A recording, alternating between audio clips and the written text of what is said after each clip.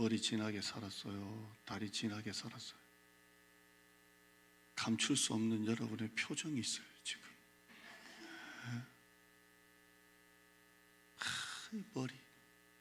머리 진하게 살지 말고 기도해요. 기도하고 하나님이 어떻게 일하시는지, 여러분의 기도의 제목에 하나님이 어떻게 일하시는지를 봐야잖아요. 머리 진하게 살지 말고 다리에 진하게 삽시다. 그 다음에요. 그 다음, 기도 안 하는 사람은 우연이라고 하고 기도하는 사람은 응답이라고 해요. 어쩌다가 이 땅이 떨어져 가지고 이 땅 우리가 봐서 좋았다 하고 된 게 아니고 4년을 눈물로 기도한 담임 목사는 응답이에요. 그렇죠? 기도 안 하는 사람은 우연이고 기도하는 사람은 응답이에요. 우연은 몇 번에 그쳐요. 목사가 설교 준비 안 해도 될 때가 있어요. 그건 우연이 되는 거지, 그거 믿고 계속 했다가는 큰일 나요. 그러니까 여러분, 우연을 믿지 말고 응답으로 살아요. 응답. 다리에 진하게 살고, 그 다음에요, 우연으로 사는 사람이 있고 응답으로 사는 사람이 있죠. 여러분 어떤 사람입니까? 응답으로 살아요. 응답. 하나님의 응답입니다. 이렇게 살아요. 그 다음, 가장 일을 잘하는 사람은 하나님이 일하시게 하는 사람. 이제 예결산 공동의회를 보겠지만 우리 교회 하나님께서 재정을 많이, 서울에서 돈 얘기가 아니라 하나님의 일하심이 재정을 얼마나 많이 부어주시는지 몰라요. 우리 교회 수준에 웬만한 시골 교회 1년 더 넘게 하나님이 매월마다 재정을 부어주시고, 기존 교인들, 새가족 등록하신 분들, 방문하시는 분들이 이렇게 하나가 돼서 예배를 드리는 건요, 우리가 하는 게 아니에요. 하나님이 하시는 거예요. 그냥 올려봐요. 잠깐만 더 한번 읽어봐요. 시작. 가장 일 잘하는 사람은 하나님이 일하시게 하는 사람이다. 내리지 말고, 여러분 사무실 가면 여러분의 책상에 딱 앉아가지고 기도부터 해요. 기도부터 하고 성경 한 장 읽든지 기도부터 해요. 여러분이 아무리 거래처를 만들려고 해도 안 돼요. 하나님이 거래처를 주셔야 돼요. 사람도 손님도. 이현 집사님이 그 얘기 하대요. 자기는 영업하는 것도 아니고 손님이 와줘야 되는 거잖아. 하나님이 하시는 거예요. 영업은 어떻게 만나가지고 해주세요 하면 될 수도 있지만, 그것도 하나님이 하시지만 진짜 장사는 손님이 들어오는 거잖아요. 그러니까 하나님이 일하셔야 되는 거예요. 목회도 그래요. 아무리 전도지 뿌리고 해도 하나님이 보내주셔야지 우리가 멱살 잡고 끌고 올 겁니까? 여러분 기도하고, 새벽에 실시간으로 설교 못 들으면 설교가 남아있으니까 여러분 회사 가서 설교 톡 듣고 운전하면서 듣고 그렇게 해요. 오늘 여러분 평안히 가시기를 바랍니다. 하나님께 다 맡기시고 하나님이 여러분 이번 한 주간 어떻게 일하시는지 여러분 봐요. 하나님 어떻게 일하시는지, 일이 어떻게 풀리는지, 어떻게 그 일이 이렇게 해결이 되는지, 하나님의 응답으로 살아요. 응답으로. 아멘. 자, 요셉 이야기 오늘 이어서 보죠. 도단에 있는 형들을 요셉이 찾아갔잖아요. 아버지 심부름 보내가지고 한 일주일은 걸렸을 거예요. 이게 헤브론에서 세겜, 세겜에서 도단, 이렇게 결국 이제 형들을 만납니다. 형들이 양을 치고 있는데 만나요. 18절 읽어봐요. 18절 시작. 요셉이 그들에게 가까이 오기 전에 죽이기를 꾀하여 19절 서로 이르되 꿈꾸는 자가 오는도다. 형들이 멀리서 동생을 알아봐요. 저 멀리서 가까이 오기 전에 요셉 아니야 저거? 요셉 아니야? 그리고 보자마자 그들이 뭘 합니까? 죽이기를 꾀해요. 아버지가 없잖아요. 여기는 엄마 아빠가 없으니까 이때다. 죄송한 표현이에요. 저 새끼 죽이자. 저거 놔뒀다가는 맨날 꿈 얘기하고 옷 입은 것부터 마음에 안 들어. 우리는 짝퉁에 있고 남대문 있고 쟤는 나이키 있고 옷 입는 것부터 마음에 안 들어. 채색 것부터 벗겨내서 죽이자. 그러면서 하는 말이 19절에 서로 이르되, 누가 뭐라 말할 것도 없고 서로 이르되 꿈꾸는 자가 오는도다. 꿈꾸는 놈이 오네. 꿈꾸는 놈이 오네. 그럽니다. 왜 형들이 요셉을 죽이려고 합니까? 여기에 20절 한번 봐요. 왜 그렇게 죽이려고 합니까? 미운 것도 있지만 20절에 그 마음이 나오죠. 20절 뒤에 봐요. 그의 꿈이 어떻게 되는지를 우리가 볼 것이니라 하는지라. 네 꿈대로 한번 되나 보자. 요셉 자체가 미운 것도 아니라 이 마음에는 그 꿈이 어떻게 되나 보자. 뭐라고 했어? 해와 달과 별이 뭐 자기한테 저라고. 지가 뭔데? 우리가 얘를 탁 죽여버리면 얘 꿈이 어떻게 되나 한번 보자. 이렇게 합니다. 형들은 자기 꿈보다 요셉의 꿈에 관심이 더 많아요.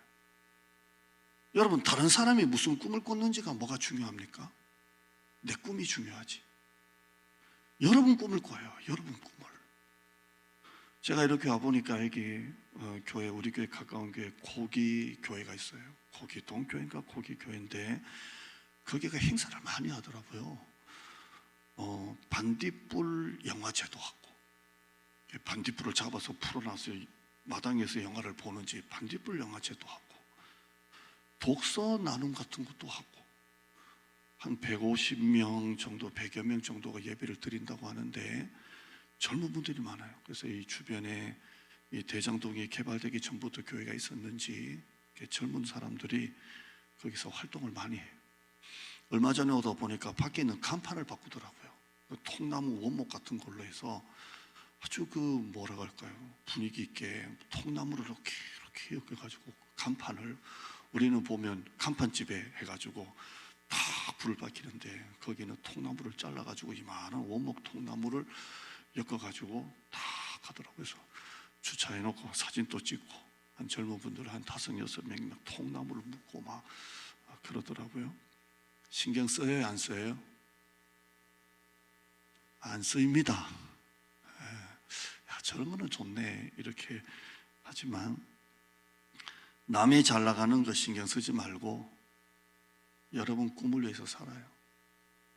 라이벌, 경쟁업체 신경 쓰지 말고 얘가 얼마나 치고 올라오는지, 옆에 가게가 얼마나 잘 되는지 신경 쓰지 말고 여러분 있는 자리에서 최선을 다해요. 요셉의 형들은 자기 꿈은 신경 안 쓰고 요셉의 꿈이 뭔가, 요셉의 꿈이 뭔가 이렇게. 이번 한 주간 여러분 삶 속에서 최선을 다해요. 그러면 돼요. 나이도 중요하지도 않고 내 밑에 치고 올라오는 그 누구도 중요하지도 않고 그냥 여러분의 레인에서 최선을 다해요. 그럼 하나님이 여러분을 축복하십니다. 아멘. 축복하세요. 안산 동산교회 김인종 목사님 지금 원로 목사님이잖아요. 안산에서 10,000명 넘는 큰 교회를 키우셨잖아요. 이분이 이제 설교를 하면 부교육자들하고 설교 준비를 같이 하더라고요. 그래서 같이 만들어진 설교 원고를 똑같이 하시고 그러더라고요. 그러니까 이 목사님이 설교해도 원고가 똑같고, 목사님이 설교도 설교가 똑같고, 설교 원고를 같이 부교육자들하고 만들어서 그 설교를 이렇게 하시더라고요. 그렇게 하는데 자기 설교보다 부모서 설교 반응이 더 좋을 때가 있다는 거예요. 그리고 목사님이 안식년인가 뭔가 교회를 좀 비웠을 때 설교 잘하는 부목사님한테 설교를 맡겼더니 옛날에 설교 테이프 팔았잖아요. 끝나고 나면 목사님이 설교 끝나고 설교할 때는 500개가 나가면 이분은 3,000개가 나가는 거예요. 설교 테이프가. 신경 써요, 안 써요? 쓰이죠. 쿠데타 나면 큰일 나는 거예요. 쿠데타. 서울의 봄처럼 큰일 나는 거예요. 근데 목사님이 어떻게 하냐? 설교를 더 시키는 거예요. 나중 되니까 3,000개가 2,500개, 2,500개가 2,000개, 2,000개가 한 번 들을 때 좋지 500개, 100개, 50개 뚝뚝 떨어졌다 이런 얘기를 하고, 그 목사님 도저히 못하겠다, 코피 터진다고 그랬다는데요. 다른 사람들 꿈 신경 쓰지 말고 라이벌 업체 치고 올라오는 거, 후발주자, 옆에 없던 가게 생기는 거 신경 쓰지 마요. 교역자도 이렇게 있으니까 모르지 부목사 한 3-4만 돼도 은근히 경쟁하고요. 권사들도 서로 시기하고, 우리 교회는 없으니까 하는 말이에요. 은근히 그런 게 있어요. 그러지 말고 여러분 있는 자리에서 최선을 다하면 하나님이 여러분에게 복을 주세요. 아멘. 형들이 요셉을 죽이려고 할 정도로 요셉의 그 꿈 이야기를 듣고 기분 나빠했잖아요. 근데 실제 형들이 기분 나빠한 것은 꿈의 내용입니다. 내용. 그 내용이 뭡니까? 자기가 동생한테 절한다는 거잖아요. 그러면 요셉이 자기 위에 있고 형들이 자기 요셉 밑에 들어간다는 거잖아요. 꿈의 내용이 기분 나쁜 거예요. 여러분, 꿈의 내용이 중요한 게 아니라 그 꿈을 누가 주셨느냐 하는 게 중요한 거예요. 누가 주셨느냐. 형들이 꿈꾸는 자가 온다 이 말을 히브리 말로 직역을 하면 꿈의 주인이 온다 이 말이에요. 야, 꿈의 주인이 오네 이 말이에요. 근데 형들이 잘못 알았어요.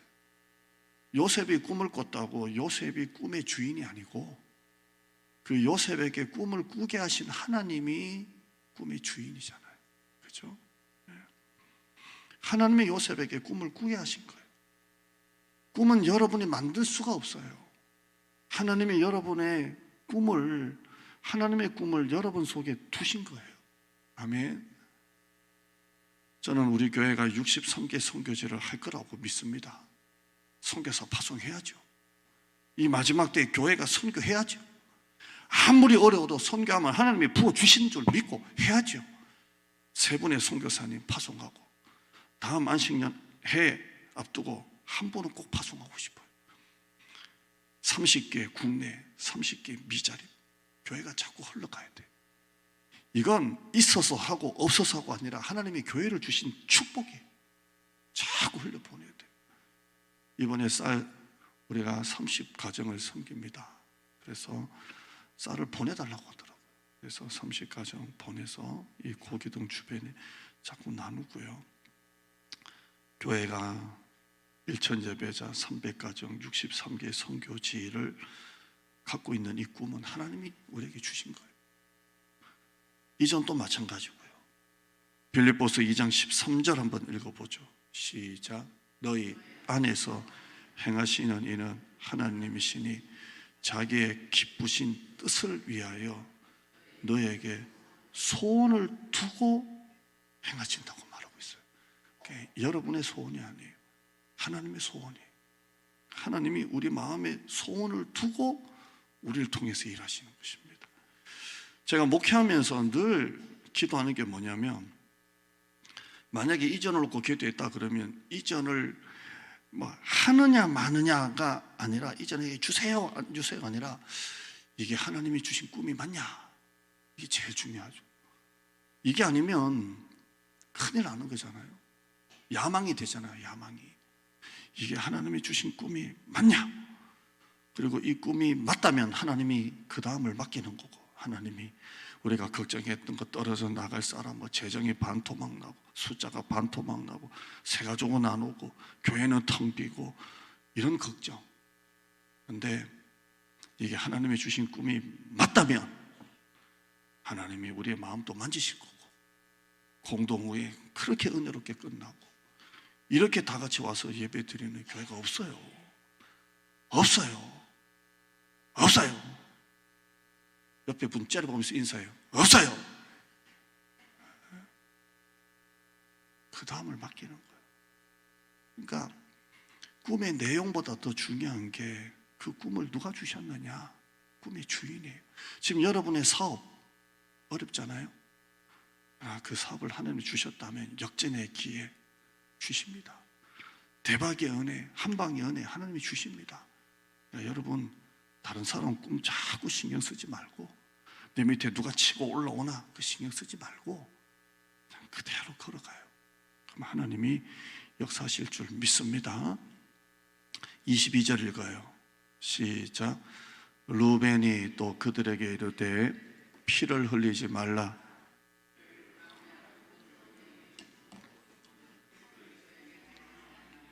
이는 그가 요셉을 그들의 손에서 구출하여 그의 아버지에게로 돌려보내려 함이었더라. 이 루벤이 큰형이거든요. 동생들이 막 죽이려고 하니까 죽이지 마, 안 돼, 졸지 마, 엉뚱한 생각하지 마, 죽이지 말라, 피를 흘리지 마라. 야, 아버지가 얘 얼마나 아끼는 줄 알아? 아버지가 죽어. 얘 130km 왔어 지금. 죽이지 마, 죽이지 마.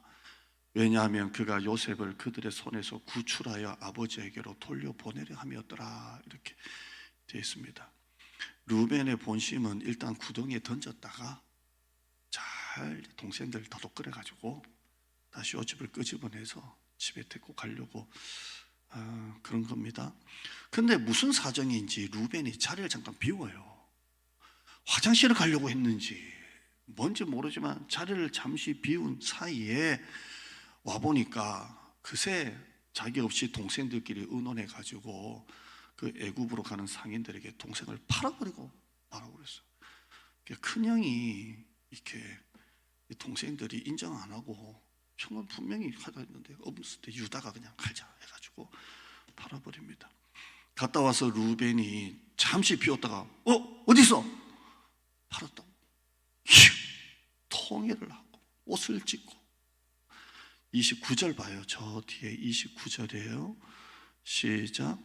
루벤이 돌아와 구덩이에 이르러 본즉 거기 요셉이 없는지라. 아우들의 30절 아우들에게로 되돌아와서 이르되 아이가 없도다. 나는 어디로 갈까?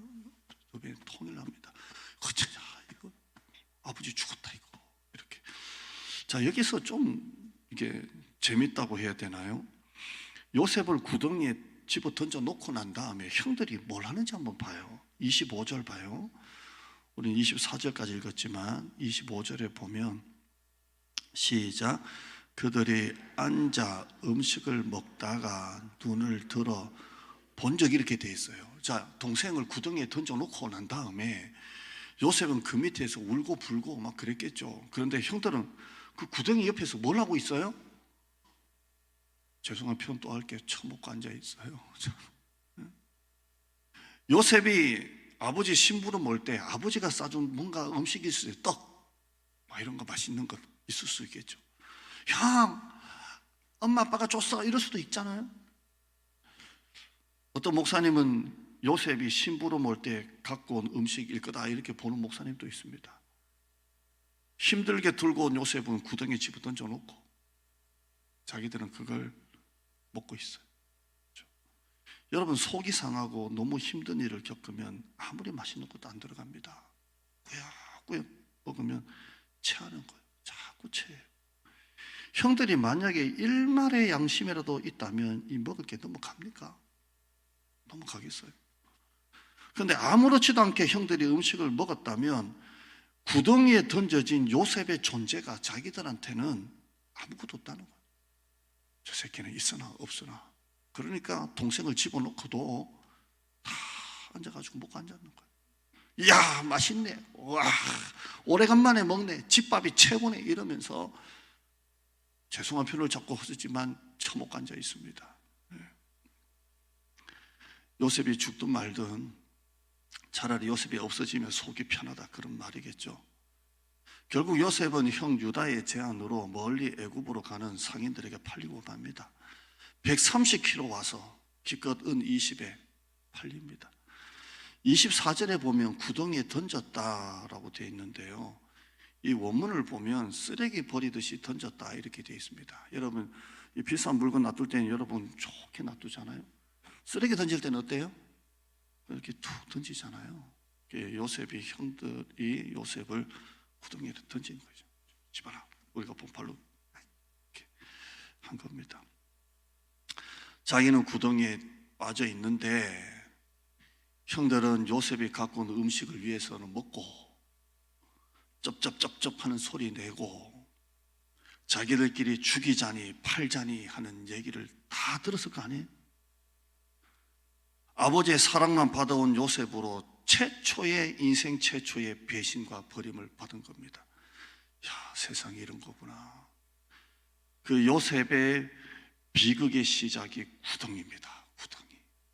구덩이에서부터 요셉은 아버지 사랑을 독차지 하다가 인생 나락이 됩니다.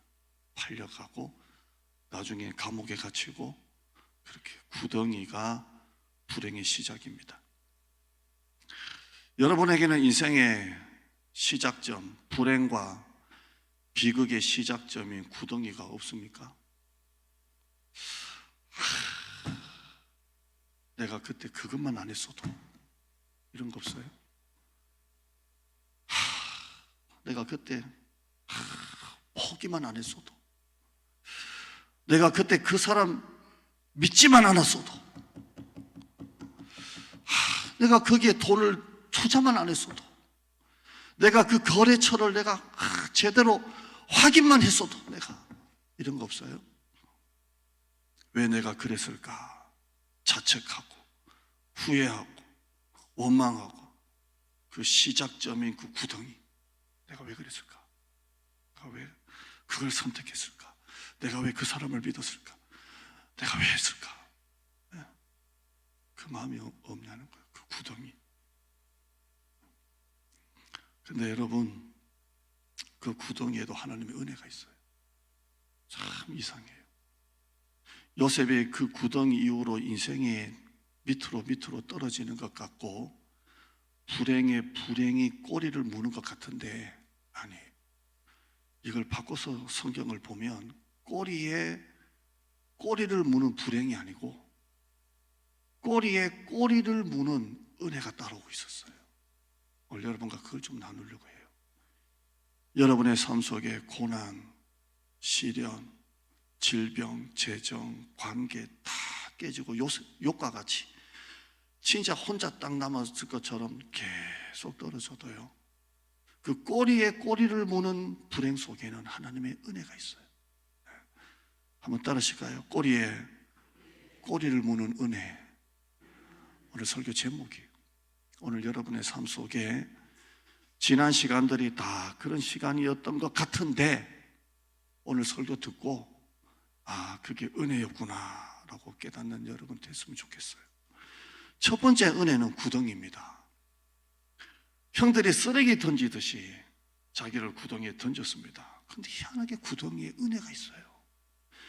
성경의 우물과 이 샘물은 좀 의미가 좀 달라요. 자, 여러분, 샘물은 뭡니까? 밑에서 물이 올라오는 거잖아요. 퐁퐁 또 올라오잖아요. 근데 이 성경의 이 구덩이, 이 우물은 좀 틀린 거예요. 이게 이스라엘은, 제가 성지순례 갔는데 가을에 비가 첫 비예요. 우리는 봄에 첫 비라 그러는데 이 이스라엘은 이른 비 늦은 비가 봄의 비가 아니라 가을에 내리는 비가 이른 비가 돼요. 그래서 성지순례 가서 차 타고 막 이스라엘을 막 다니는데 비가 왔어요. 우리는 비가 오면 어떻게 해요? 날씨가 좋아요. 지금 우산 찾는데 거기는 가이드가 여러분이 오늘 온 이 성지순례 이른 비가 드디어 내렸습니다. 내리면 우산이 있나 찾는데 음악을 막 이스라엘 음악 막 빵빵빵빵빵빵빵 틀어주는데요. 이스라엘은 비가 없으니까 우기가 되면 그 비가 내릴 때 그 비를 담을 수 있는 구덩이를 파요. 이게 그 구덩이입니다. 그러니까 우리가 말하는 우물 같은 개념인데, 우리나라 우물은 밑에서 올라오지만 이스라엘의 구덩이는 그냥 돌이나 단단한 흙가득을 파가지고 거기에 건기때 파놨다가 우기에 비가 오면 거기에 빗물이 고이면 우물처럼 물을 사용하는 거예요.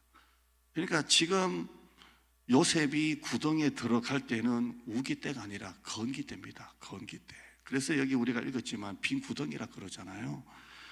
그러니까 요셉이 형들이 팍 차놓고 넣었는데 거기는 건기이기 때문에 바싹 말라 있어요. 바싹 말라 있어요. 이 구덩이가 은혜예요.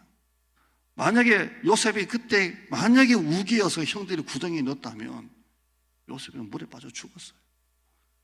물이 없어 구덩이가 비어 있는 게 은혜입니다. 은혜. 여러분, 죽는 게 나아요? 팔려가는 게 나아요? 또 잘 조다가 또 엉뚱한 소리 하지 마시고 그래도 죽는 것보다는 팔려가는 게 낫죠. 그렇잖아요. 요셉이 만약에 그게 우기였으면 정말 그 구덩이에 죽었어요. 빈 구덩이니까 거기서 살아있다가 애굽으로 가는 미디안 상인에게 팔려가지고 인생이 바뀌잖아요. 아무리 힘들어도 여러분 살아있어요. 살아내세요. 살아내세요. 아무리 힘들어도 여러분의 인생을 포기하면 안 돼요. 왜냐하면 살아내다 보면 우리 살아계신 하나님이 어떻게 역전의 은혜, 대박의 은혜, 한방의 은혜를 언제 어느 때에 여러분 삶 속에 터뜨려 줄지 모르는 거예요. 살아내셔야 돼요. 요셉이 살아가고 있으니까, 감옥이라도 살아가고 있으니까 하나님이 그를 일으켜 주시잖아요. 살아내세요. 혹시나 지금 너무 힘들어서 혹시나 그런 소도가 없을까라고 100% 확신하지만 너무 힘들어서 죽고 싶다, 소망이 없다, 외롭다, 끝났다, 아니에요. 살아내요. 오늘 설교 듣고 살아나서 한 주간 살아내세요. 그러다 보면 하나님이 때가 딱 되면 희한한 방법을 통해서 여러분을 일으켜 주세요. 아멘. 이게 첫 번째 은혜예요. 빈 구덩이, 빈 구덩이. 두 번째 은혜는 애굽으로 팔려가는데 미디안 상인에게 팔려가요. 미디안 족속, 미디안 사람이 누굽니까? 요셉의 증조 할아버지가 아브라함이잖아요. 아브라함이 후처를 두는데 우리가 아는 하갈 말고 요셉이 후처를 하나 둬요. 그 후처가 그두라예요. 그두라. 요셉이 자기 후처를 하나 더 두는데 이 그두라가 미디안 여자예요. 창세기 25장 볼까요? 아브라함이 후처를 맞이하였으니 그의 이름이 그두라라. 2절에요. 이 그두라가 시므란과 욕산과 무단과 미디안과 이스박과 수아를 낳았다라고 되어 있어요. 그러니까 증조 할아버지 아브라함의 다 자식이에요. 이렇게 후처니까 자식이에요. 4절입니다. 25장 4절에 그 미디안의 또 자식이 자손이 또 나오죠. 미디안의 아들은 에바와 에벨과 하노가 아비다와 엘다 아인이 다 그두라의 자손이었더라. 이렇게 되어 있어요. 그나마 요셉이 팔려가는데 자기 형제들에게 팔려갑니다. 자, 요셉이 미디안 상인들에게 팔려가면서 이렇게 목줄하고 가는지 뭐 어떻게 쇠사슬하고 가는지 모르겠지만 팔려가면서 뭐라고 했을지는 모르겠어요. 아저씨들이 미디안 사람이에요? 뭐 이렇게 했을지. 그래, 우리가 미디안이다. 아, 우리 증조 할아버지의 우리 엄마가 미디안 엄마인데요. 우리 증조 할머니가 미디안인데요. 이렇게 말했을는지도 모릅니다. 추측입니다. 그러면 자기가 증손자라고 밝혔는지는 다 모릅니다. 그러나 애굽으로 내려가는 동안 그래도 우리 조상의 어머니의 그 증손자의 어떻게 대하면서 애굽에 내려갔는지 알 수 있을 것 같습니다. 적어도 어떤 심각한 학대는 당하지 않고 내려가지 않았을까 추측을 합니다. 다른 노예들은 채찍 하나 때린다면 그래서 요셉에게는 묶어놔도 야, 물 하나 더 먹어, 떡 하나 더 먹어 하지 않았을까 그렇게 생각을 합니다. 세 번째, 애굽에서 노예로 팔려갈 때 그 많은 주인들 중에 보디발 집에 팔려갑니다. 보디발은 애굽의 바로 왕의 친위 대장입니다. 우리로 말하면 청와대 경호실장입니다. 여러분, 점점 왕이 있는 쪽으로 간다는 거 아십니까? 점점 요셉이 헤브론에 있다가 바로 왕, 애굽 바로 왕 근처로 점점 가고 있다는 걸 여러분 아십니까? 점점 가고 있습니다. 이것 또한 큰 은혜입니다. 나중에 네 번째, 그가 감옥에 갇힐 때 그 감옥도 일반 감옥이 아니라 보디발 집에 있는 감옥에 갇힙니다. 일반 죄수가 들어오는 게 아니라 바로 궁에서 일하는, 청와대에서 일하는 고급 관료들이 거기에만 들어옵니다. 아무나 거기 정가 1범, 2범이 들어오는 게 아니라 그 안에서 정치 사범들, 뭐 이런 사범들이 그 속에 들어오는 감옥에 들어갑니다. 그래서 만난 사람이 왕의 술관원과 떡관원장을 만나게 됩니다. 거기서 뭘 배웠을까요? 제가 신학교 다닐 때 목사님들, 교수님이죠.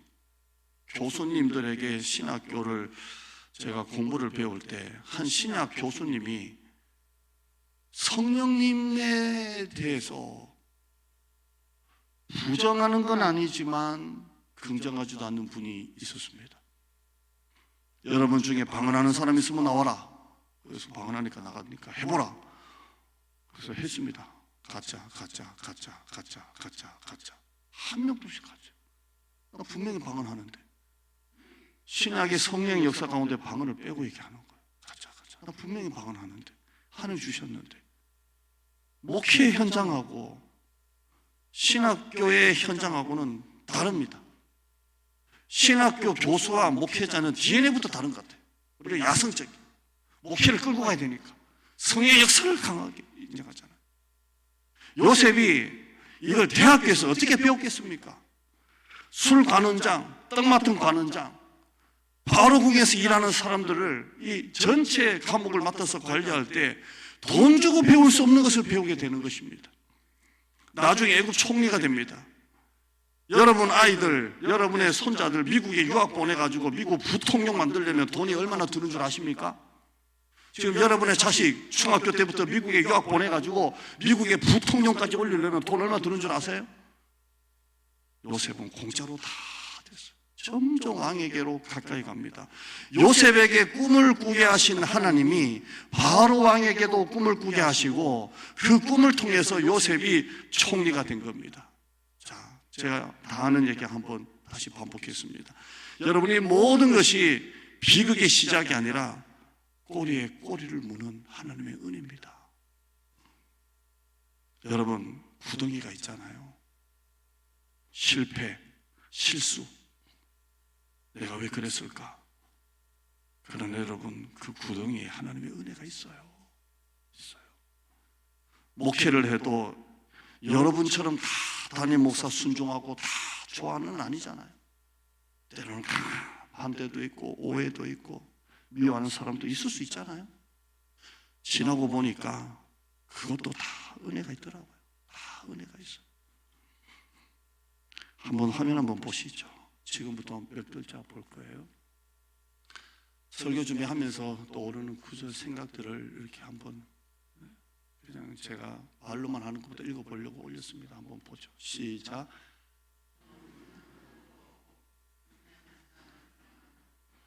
지금 고난을 많이 겪고 있는지 왜 힘이 없는지 모르겠어요. 한 번 더 시작.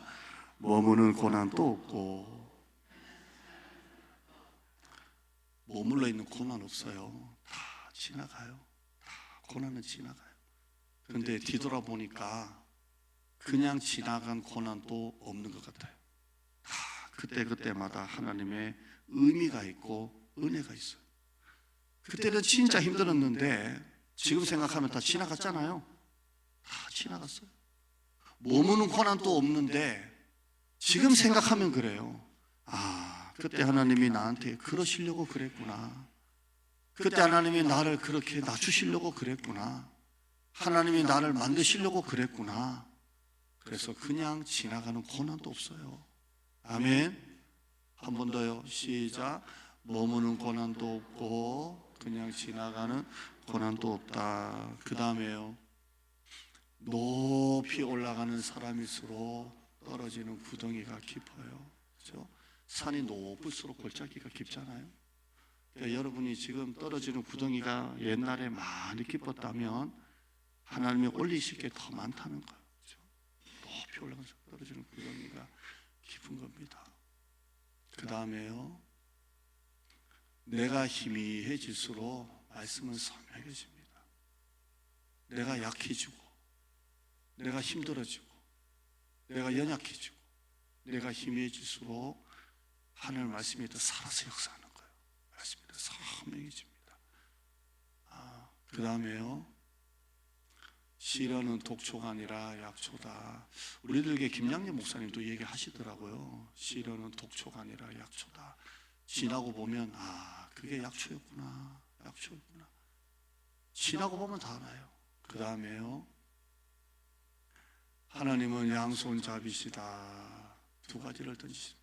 이건 제가 글을 보다가 좋아서 소개합니다. 하나님은 양손잡이시래요. 두 가지를 같이 던지신대요. 여러분에게 같이 던지신대요. 뭘 던지시는지 볼까요? 그 다음 한 손으로는 연단을 던지시고 고난을 던지시지만 다른 한 손으로는 그것을 이길 인내를 던져주세요. 그러니까 여러분이 한 주 동안 살다가 힘들어서 오면 여기에서는 그것을 이길 은혜를 받고 나아가셔야 돼요. 한 손으로는 고난을 주지만 한 손으로는 그걸 이길 은혜를 주세요. 그렇죠? 그 다음에요, 하나님의 은혜가 여러분의 고난을 계속 뒤쫓아오고 있습니다. 쫓아오고 있어요. 여러분 걱정하지 말고 말씀대로 살기를 바랍니다. 이게 바로 꼬리에 꼬리를 무는 은혜인 줄 믿습니다. 기도합시다. 하나님 감사합니다.